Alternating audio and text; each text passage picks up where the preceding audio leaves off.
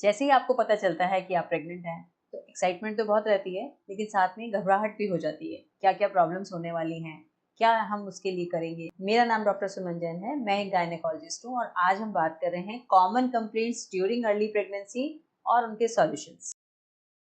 सबसे पहली प्रॉब्लम जो प्रेगनेंसी शुरू होते ही स्टार्ट हो जाती है वो होती है मॉर्निंग सिकनेस की, नॉजिया या वॉमिटिंग की, जी घबराना, सुबह सुबह उठते ही वॉमिटिंग का दिल करना। ये बहुत कॉमन कंप्लेंट होती है। हालांकि सबको नहीं होती, लेकिन काफी कॉमन होती है। कुछ लेडीज को ये सिर्फ मॉर्निंग टाइम पे होती है, कुछ को सारा दिन भी होती है, पर ज्यादातर लोगों को मॉर्निंग सिकनेस होती है और ऐसा होता है प्रेगनेंसी में बढ़ने वाले हार्मोन्स की वजह से। लेकिन मॉर्निंग सिकनेस की या नॉजिया वॉमिटिंग की प्रॉब्लम ज्यादातर लोगों में धीरे धीरे कम हो जाती है और 4th मंथ आते आते ये ऑलमोस्ट खत्म हो जाती है अपने आप। लेकिन फिर भी इस दौरान में आप क्या कर सकते हैं इसके लिए, तो इसका सबसे पहला टिप ये है कि जैसे ही आपको मॉर्निंग सिकनेस का या नॉजिया वॉमिटिंग के बारे में पता चलता है तो आप अपने गायनेकोलॉजिस्ट को तो दिखाएंगे ही, और वो जो भी प्रिस्क्राइब करेंगे इसके लिए मेडिसिन, उसको आप मिस ना करें। स्पेशली अगर किसी को मॉर्निंग सिकनेस है तो वो रात वाली डोज को मिस ना करें, क्योंकि जो रात की डोज आप लेंगे उसी से आपकी मॉर्निंग सिकनेस में आराम मिलेगा। दूसरी बात यह है कि ये गोलियां इमीडिएटली इफेक्ट इतना जल्दी नहीं करती हैं, धीरे धीरे इफेक्ट करती हैं। तो आप ये ना सोचें कि जिस दिन आपको सिकनेस हो रही है उसी दिन आप गोली लें, और आप गोली कम लेने के बारे में ना सोचें। जितना आपको प्रिस्क्राइब किया गया उतनी गोली आप लें। तो दूसरा टिप इसके लिए ये है कि जैसे ही आप सुबह उठते ही आप कुछ ड्राई चीज ले लें, जैसे कि बिस्किट या टोस्ट या रस्क, जो भी आपके पास अवेलेबल हो। लेकिन आप उठने से पहले ही, आंख खोलते ही सबसे पहले आप ये एक चीज खा लें। होता उससे ये है कि जैसे ही आप उठते हैं तो एक एक्सेस सलाइवेशन की वजह से एक बार सेंसेशन स्टार्ट हो जाता है, और एक बार अगर सेंसेशन स्टार्ट हो जाता है तो फिर वो पूरा दिन चलता रहता है। अगर सुबह सुबह आप कुछ ड्राई चीज ले लेंगे तो काफी हद तक आप इसको कंट्रोल कर सकते हैं। मॉर्निंग सिकनेस जो प्रेगनेंसी, अर्ली प्रेगनेंसी के दौरान में होता है, वो काफी लोगों में कुछ स्पेसिफिक ट्रिगर से होता है। कुछ क्रेविंग्स की वजह से, कुछ पर्टिकुलर स्मेल्स होती हैं जो आपको पसंद नहीं आती हैं। जैसे ही वो स्मेल या वो फूड आप देखते हैं तो आपको ये वॉमिटिंग और नॉजिया ट्रिगर हो जाता है। तो कोशिश करें ऐसी चीजों को अवॉइड करें जिससे कि ये चीजें आपकी ट्रिगर ना हो। बट श्योर रहें कि जैसे जैसे टाइम निकलेगा, by the time 4th month start होगा, मोस्टली ये प्रॉब्लम सॉल्व अपने आप हो जाती है। अगर आप प्रेग्नेंट हैं तो हमारी प्रेगनेंसी और पोस्टमार्टम वाली प्लेलिस्ट जरूर देखें। दूसरी जो सबसे कॉमन प्रॉब्लम रहती है वो होती है फटीग की। फटीग यानी कि कमजोरी। सडनली आपको ऐसा लगने लगता है कि बहुत वीकनेस फील हो रही है, लगातार सोने का मन करता है। ये एक बहुत नॉर्मल चीज है और ये भी फर्स्ट ट्राइमेस्टर खत्म होते होते तक अपने आप ठीक हो जाता है। इसके लिए विशेष आपको कुछ करना नहीं होता है।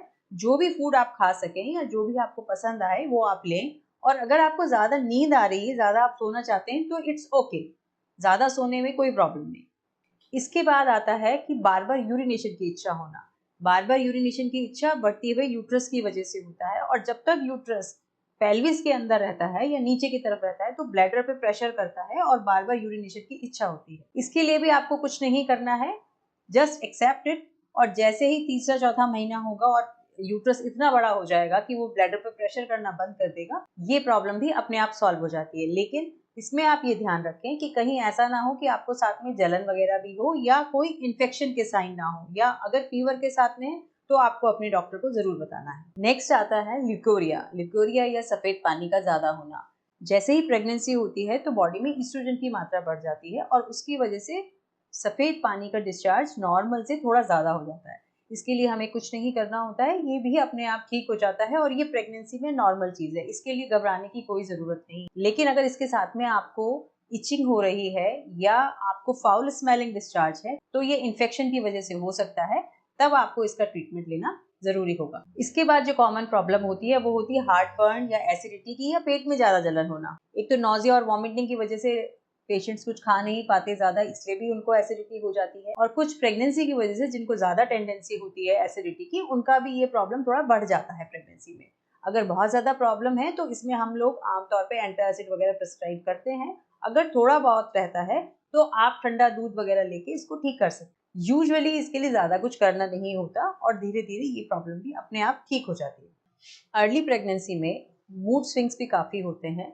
इसके अलावा फूड क्रेविंग्स हो जाती हैं और कभी कभी कुछ स्ट्रेंज चीजों के लिए क्रेविंग्स होती हैं, जैसे चौक के लिए, मिट्टी के लिए, या इस तरह की कुछ चीजें जो एक्चुअली एडिबल भी नहीं होती। इसका कोई मेडिसिन वगैरह नहीं होती है। इस तरह की चीजों में family support matters a lot. Family और हस्बैंड जितने ज़्यादा सपोर्टिव होंगे ये प्रॉब्लम्स शायद उतनी ही कम होती हैं। लेकिन अगर आपको बहुत ज़्यादा क्रेविंग्स अजीब सी चीज़ों के लिए है तो आपको डॉक्टर के पास जाके आयरन डेफिशिएंसी एनीमिया जरूर रूल आउट करवाना है। कुछ लोगों को एक और कॉमन प्रॉब्लम होती है कॉन्स्टिपेशन की। जिन लोगों को भी कॉन्स्टिपेशन की टेंडेंसी होती है वो अर्ली प्रेगनेंसी में थोड़ी बढ़ जाती है और कुछ लोगों में कॉन्स्टिपेशन की वजह से हेमरॉइड्स और फिशर की प्रॉब्लम भी हो जाती है। और इसका सॉल्यूशन यही है कि आप थोड़े से फाइबर वाली चीजें ज्यादा लें और अगर आपको काफी कॉन्स्टिपेशन है तो डॉक्टर से मिलके माइल्ड लेक्सेटिव इसके लिए हम लोग प्रिस्क्राइब करते हैं वो जरूर ले लें। कॉन्स्टिपेशन अगर आपको है तो भी आप प्रेशर ज्यादा ना लगाएं क्योंकि ये प्रॉब्लमेटिक हो सकता है। इसके अलावा कुछ और माइनर प्रॉब्लम्स होती हैं जैसे बैक एक, हेडेक, लेग क्रैम्प्स। ये सभी प्रॉब्लम्स धीरे धीरे खत्म हो जाती हैं और जो भी विटामिन वगैरह हम लोग इनके लिए लिखते हैं उनसे यूजुअली सॉल्व हो जाती है। इन सभी के लिए आपको घबराने की जरूरत नहीं है। लेकिन ये सभी प्रॉब्लम्स जो भी आपको है वो जब भी आप अपना चेकअप करवाएं तो डॉक्टर को जरूर बताएं जिससे कि कोई ऐसी प्रॉब्लम जो कि नॉर्मल नहीं है डॉक्टर डायग्नोज कर सके और सही टाइम पे उसका ट्रीटमेंट भी कर सके।